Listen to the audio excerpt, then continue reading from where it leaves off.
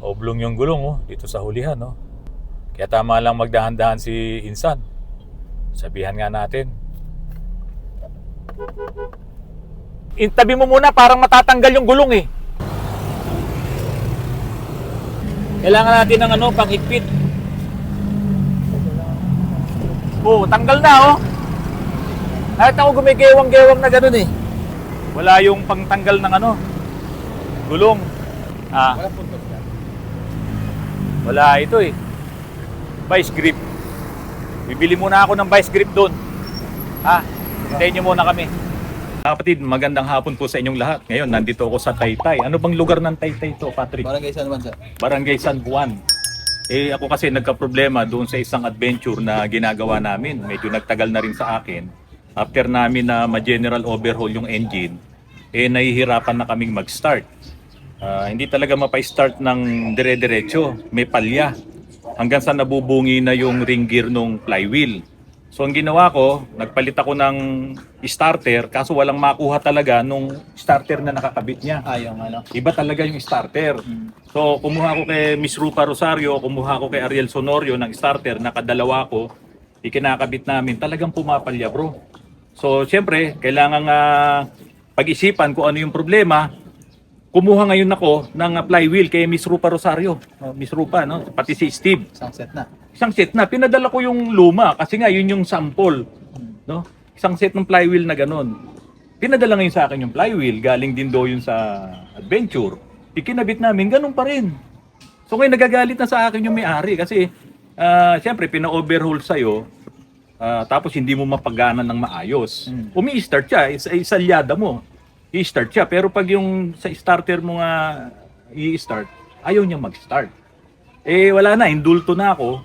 Siyempre, hindi ko naman niloloko yung may-ari. Wala na tayo magawa. Bumili ngayon ako ng bagong starter. Bago. Magkano bili natin? 4,500 ba o 5,000? O, mga ganon, 5,000. Brand new talaga, pero replacement, ayaw pa rin. Malayo yung bendix niya doon sa ipin. Hindi umaabot. So, wala na akong choice, mga kapatid. Nakita ko itong binebenta ni Patrick sa marketplace. Di gasolina rin na adventure. Buti na lang. Maganda yung andar ng makina. Buti na lang, hindi ganun kamahal. Pero siyempre, may aayusin na sa body, lahat. Binili ko na yung para lang makuha ko yung flywheel saka yung starter. Grabe, Patrick. Ganun talaga pag shop owner, sir, kasi ganun talaga pag shop owner, kailangan mo mag-abono minsan para matapos ng unit na ginagawa mo. Kasi ayaw naman nating masabi na niloko ko sila. Siyempre, baka ipabarangay pa ako. Ayoko nang umabot doon. So ito, bumili ko ng adventure na katulad din mismo nung ginagawa namin na yon. Kukunin ko lang ngayon yung flywheel at starter nito. Ngayon, saan ko ngayon dadalhin to? Di ba? Ipapaayos ko na lang din po ito mga kapatid kasi maganda pa rin naman yung body nito. May konti lang na iba body repair. Pero nung in-start ni Patrick kanina yung engine, tahimik na tahimik yung makina. Sabi ko, kahit na cold start, one click start yan. Masabi sa makina yan, sir. Ayun, mukhang ito nga yung ito yung hulog ng langit dahil alam mo, sa totoo lang, stress na ako. Talagang nananalangin ako na sana may makitang pyesa. Ano yung sagot sa problema mo, sir? Ngayon, masosolve na yung problema ko. Ipapakuha ko na ngayon to, hindi nga lang nakarehistro ng 2 taon, okay lang yun. Basta importante, original naman yung mga papeles. Nandito, oh. Original siya. Ito yung CR, may OR na rin. Yun nga lang, hindi siya na-register ng 2 taon. So, ipaparehistro muna din natin. Ang kagandahan lang dito, masosolve na yung problema ko. Na-experience nyo rin ba yan? Nagkataon, ito sila Patrick, may shop din pala. Pag shop owner ka kasi, sir, minsan kailangan mo mag-abono matapos na yung problema, di baling wala ang kitain. Parang madalas eh. Parang gano'n kadalas ang minsan Kasi nangyayari. na-experience ko yan. Kumuha ako ng pintor, sumablay yung gawa. Abono. Abono ka ngayon sa materialis eh. Hindi mo naman pwede palabas sa pintor mo. Materialis yan. Kaya pala, tanong ko sa kanya kanina kung magsa-shop pa siya. Ayaw mo na mag-shop? Yun naman, sir. Gumagawa pa rin tayo. Pinipili mo na lang. Yung ano na lang. Ang hirap kasi, ako gustuhin ko mang umayaw. Ang daming mawawalan ng trabaho. Ang tao namin sa shop, 25. Ang daming mawawalan ng trabaho pag titigil ako mag-shop. Sa akin, ang ginagawa ko na lang kasi ngayon, yung kaya kong gawin mag-isa.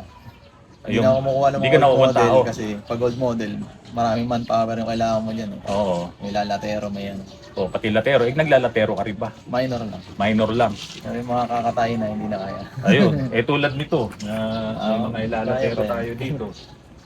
So yun mga kapatid, solve na rin yung problema ko. Sigurado naman mapapaandar na namin ng maayos yung adventure na yun. Pinapinturahan ko pa nga yun eh. At pina-detail ko na rin yung loob, pati yung makina. Kaso talagang yun ang issue eh. Pag ini-start mo talaga, ayaw umi-start dun sa, sa starter eh. Ngayon, sir, ngayon. Oo. May nakausap pa nga ako na magaling din sa starter. Ang dapat daw kasi na ikakabit doon, kapag napalitan na yun ng flywheel na hindi mo na alam, yung starter ng BR6 na Mitsubishi, Yung Galant. yung Galant, yun daw ang starter na match doon kasi malaki yata yung Bendix noon. 4G, ano rin yata yun. Hindi, BR6 eh, hindi siya Ay, 4063. hindi, baka Oo. pala yun. Sa mga Malaki Lancer yun. nga pala yun. So, alam nga naman maghanap pa ako noon, nauubos na yung panahon ko. So, pinaka-the best na talaga. Nakaubos na rin yun, sir. Yung BR6 na yun. Oo, wala na rin. Ang hirap na rin. Na-chop na yun. Saka gusto ko maibalik talaga sa original yung ano na yon, yung adventure Ito na na yon. talaga. Oo. Hindi ko yung iba kasi, bahala ka diyan. Away na sila no may-ari. Ayoko 'yun, ayoko mangyari 'yun. Mahirap naman yun. Kasi no overhaul naman namin naayos naman namin talaga yung engine. Pag kung gusto mo paandarin 'yon, ikadyot mo. Aandar 'yon. Pero yung sa starter ayaw niya umi-start kasi nga hindi umaabot yung gear doon sa flywheel at nabubungi pa. Ito, Patrick. Sige nga, subukan mo nga, Patrick. Ay, cold start. Oo. Sige. Kasi mababa yung yung minor.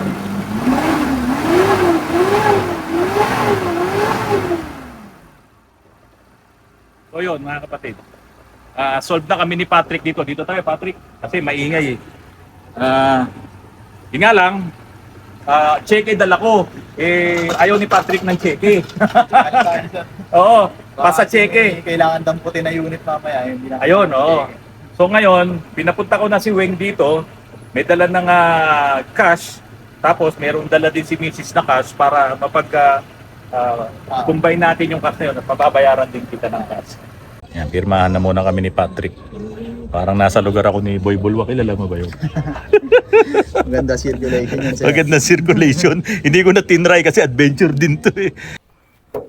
2001 na adventure. One click naman pag in-start. Kulang na nga lang tayo ng gasolina. Weng, magpapakarga tayo ng gasolina mamaya. At tayo, nagkapirmahan na rin kami. Nagbibilang na si Mrs. ng pambayad. Ayan, Francis Lopez. Ito talaga yung may-ari. Ito yung may-ari nito adventure. Pasensya na kasi kayo kasi ang business niya. Sabi mo yung business mo. Sa used Used oil. oil. Hindi naman oil yan. Talagang sobrang sipag lang. Francis, itong adventure, kaya ako lang bibilihin yan. Kailangan kong makuha yung flywheel saka starter. ganun lang? Oo, kasi may problema ako. Metal gear nga din ako, di ba? Nasabi ko sa'yo. Ang dami ko nang nabiling starter. Nakabili na rin ako ng flywheel. Hindi namin mapagana sa start. Na-overhaul na namin ng makina. Inabot na namin ganun na last touch kami. Ngayon, ang sabi ng ibang mga kaibigan nating mekaniko, baka napalitan yun ng flywheel.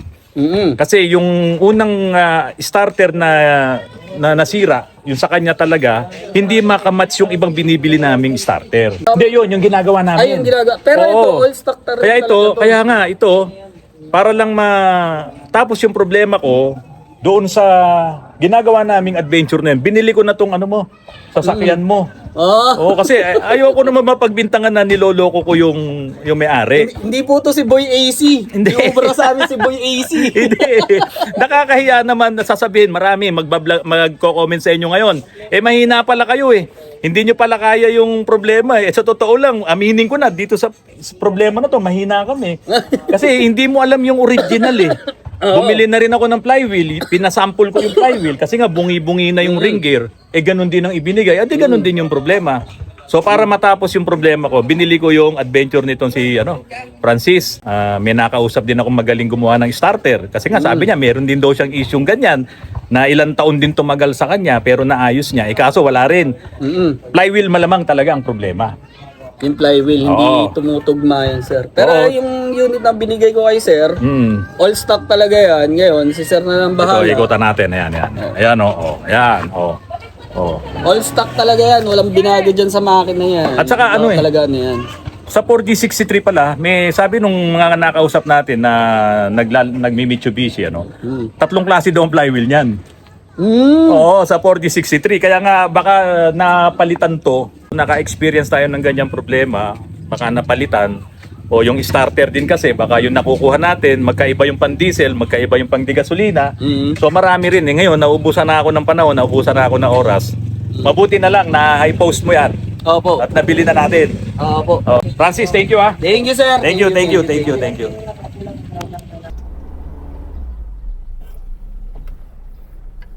Ito na mga kapatid, kinuha ko na.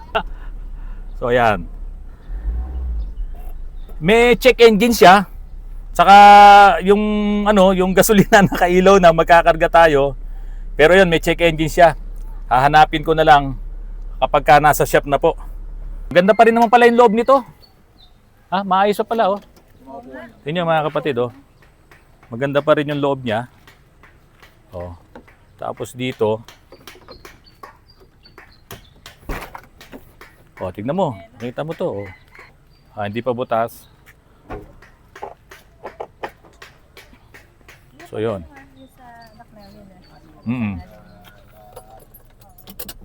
Kinuha na namin yung Adventure. Mausok siya oh. Pakiramdam ko kasi kanina rich yung gasolina. Kaya meron din nga ayusin sa makina nito.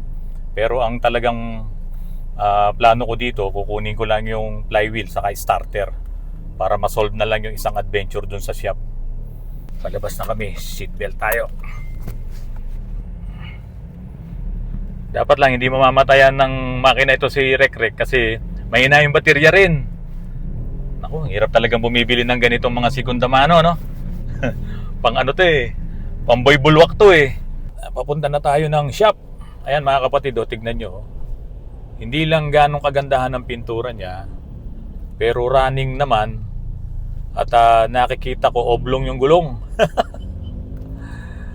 May problema yung gulong niya, oblong oh. Tingnan mo, lapitan natin ha. Ayan oh.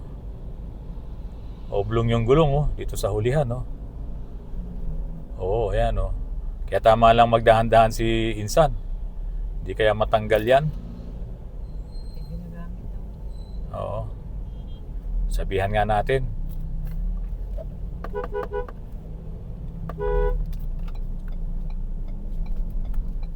Insan! San, tabi mo muna, parang matatanggal yung gulong eh.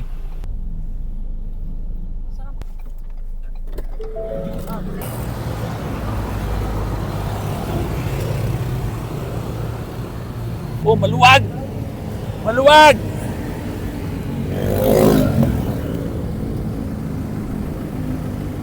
Ito maluwag, alikat ito. Matatagal na oh. Oh. Kailangan natin ng pang-higpit. Oh, tanggal na oh. Kahit ako gumigewang-gewang na ganun eh. Mayroon natin niya. Tik na tayo. Ay, gumigewang na ganun. Wala ito eh. Vice grip. Bibili muna ako ng vice grip doon. Hintayin nyo muna kami. Wala, maluwag yung gulong. Yung nut ng gulong maluwag. Ngayon, walang kasamang pangtanggal ng gulong, yung special tools. Ayun yung Wilcon. Bibili muna tayo ng special tools doon. O kaya kahit vice grip, panghigpit lang. Tatawid lang ako dito para makabili sa Wilcon. Matatanggal na? Oo, matatanggal. Kinamay ko na nga lang eh. Buti na lang naka-convoy tayo kasi kung natanggal yan, madidisgrasya pa. Mga kapatid, bumili muna ako nito. Bailaw nito. Ng vice grip sa kalyabi tubo. Naka-extend naman yung nut niya eh, kaya alam ko pwedeng higpitan ng lyabi tubo. Wala kasi yung walang kasama na special tools na panghigpit ng lug nut. Nako. Buti na lang hindi pa nakalayo. May araw pa. Mahigpitan lang naman ang konti yun, tapos dahan-dahan na lang yung under natin. Oo, tatanggal na oh. Wala akong mabiling alin eh. Yung lyabi tubo muna, so unahin mo. Yan. Ayan eh. Sige. Kahit na bagya-bagya lang, pag pwedeng tanggalin to eh. Sige.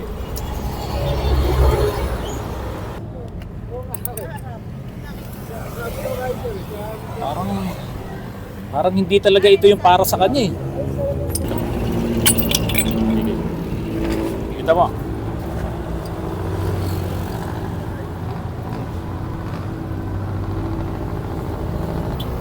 Hindi nga bumubulwak. Kung nagkataon, bubulwak pala ulo ni Rek dito. Matatanggalan ng dalawang gulong, dalawa eh. Yung gumaganon eh. Ano to, Allen kasi yan eh, special tools eh. Kaya yabi tubo na lang binili ko. Makahigpit lang, talagang maluwag lahat. Parang nagdududa na tuloy ako, baka parang gusto tayong binila natin Yung kabila naman, puro original pa yung tornilyo, ito lang hindi eh. Humigpit ba? Humigpit? Oo. Ayun. Luwag. Yan, tinak namin para mahangat. Oo. Yan, may Yun, gumigewang din yun, maluwag din yun.